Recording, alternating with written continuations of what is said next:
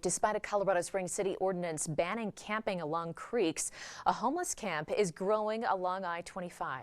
KRDO News Channel 13's Scott Harrison is live along Fountain Creek tonight to tell us what could be ahead for those living in those tents. Scott. Well, Heather, this tent city seems to be growing almost by the hour. In the hour since we joined you, we'll give you a closer look. There are a couple of tents down there that have just set up. And those two tents have joined maybe a dozen or so tents that are already here at this particular campsite.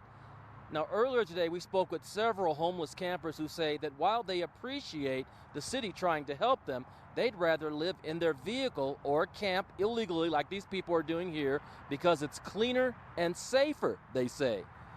But this tent city may not exist for much longer because earlier today at a nearby camp, police evicted the occupants and the city cleaned up the area.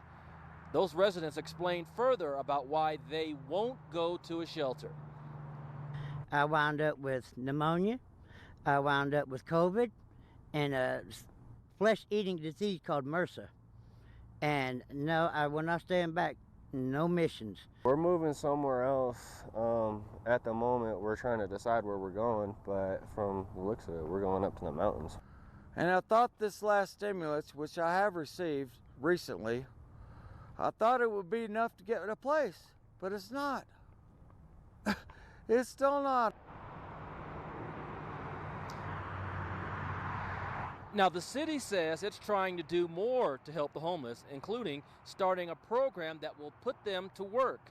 And if it's any consolation, the city says it's also seeing fewer homeless people, which is kind of the opposite of what a lot of experts thought would happen at the start of the COVID-19 pandemic.